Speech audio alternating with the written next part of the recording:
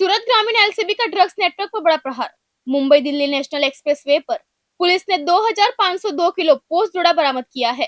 कार्रवाई में एक आरोपी को गिरफ्तार किया गया और 47,28,000 रुपए से ज्यादा का मुद्देमाल भी जब्त किया गया है। सूरत ग्रामीण इलाके में नशीले पदार्थों की अवैध हेराफेरी के खिलाफ पुलिस की कार्रवाई लगातार जारी है। इसी कार्रवाई के तहत सूरत ग्रामीण एलसीबी की टीम को ड्रग्स की एक बड़ी खेप की हेराफेरी की सूचना मिली थी। सूचना के आधार पर Mumbai Delhi national expressway number 4 पर पिलोद्रा टोल प्लाजा के पास पुलिस ने एक आइसर ट्रक को रोककर उसकी तलाशी ली। बाहर से देखने पर ट्रक में राइस क्रैकर्स यानी चावल की पापड़ियों की बोरियां रखी हुई थी, लेकिन पुलिस को शक था कि इन बोरियों की आड़ में कुछ और छिपाया गया है। जैसे ही पुलिस ने ट्रक की गहन तलाशी ली, ऊपर रखे राइस क्रैकर्स की बोरियों के नीचे छिपाई गई पोस्तडोडा की भारी खेप सामने आ गई। तलाशी में कुल 2502.77 किलोग्राम पोस्तडोडा बरामद हुआ। यानी नशे के इस पूरे खेल में आरोपियों ने पुलिस को चकमा देने के लिए चावल के क्रैकर्स की आड़ ली, लेकिन पुलिस की नजरों से ये खेप बच नहीं सकी। कार्रवाई के दौरान पुलिस ने ट्रक चालक सुनील बिश्नोई जोधपुर निवासी को मौके से गिरफ्तार कर लिया। पुलिस ने उसके कब्जे से करीब 37.64 लाख रुपए की कीमत का पोस्तडोडा बरामद किया। इसके अलावा करीब 5 लाख रुपए की कीमत का ऐसा ट्रक, नकदी, मोबाइल फोन और राइस क्रैकर समेत कुल 47,28,825 रुपए का मुद्देमाल जब्त किया गया। अब पुलिस की जांच सिर्फ ट्रक चालक तक सीमित नहीं है। पूछताछ में सामने आया कि पोस्तडोडा की यह खेप मध्य प्रदेश के रतलाम से भरी गई थी और गुजरात के रास्ते राजस्थान ले जाई जा रही थी। यानी मामला सिर्फ एक ट्रक और एक आरोपी तक सीमित नहीं, बल्कि इसके पीछे अंतरराज्यीय ड्रग्स नेटवर्क होने की आशंका सामने आई है। पुलिस ने इस मामले में पलसाना पुलिस स्टेशन में अपराध दर्ज कर आगे की जाँच शुरू कर दी है। साथ ही मुख्य सप्लायर बताए जा रहे सुमेर राम बिश्नोई समेत अन्य वांटेड आरोपियों को पकड़ने के लिए पुलिस ने जाँच तेज कर दी है। अब पुलिस की नजर उस पूरे नेटवर्क पर है जिसने मध्य प्रदेश से माल उठाकर गुजरात के रास्ते राजस्थान तक पहुंचाने का प्लान बनाया था। एक आरोपी सलाखों के पीछे पहुंच चुका है, लेकिन इस नशे के खेल के पीछे छिपे बाकी चेहरे अभी पुलिस के रडार पर है। अब देखना होगा कि सूरत ग्रामीण एलसीबी की जांच में इस अंतरराज्यीय ड्रग्स नेटवर्क से जुड़े और कितने नाम सामने आते हैं।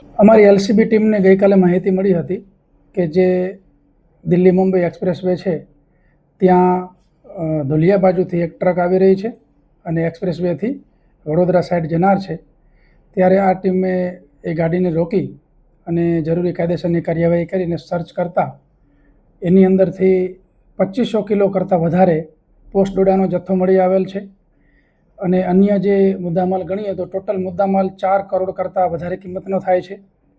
આની અંદર અમે એક આરોપી સુનિલ બિશ્નોઈ છે, જે મૂળ રાજસ્થાનના જોધપુર જિલ્લાના વતની છે, એમની ધરપકડ કરેલ છે અને અન્ય જે આરોપી મોકલનાર છે એ એમના રિલેટિવ છે, એમનું ફરિયાદની અંદર નામ છે।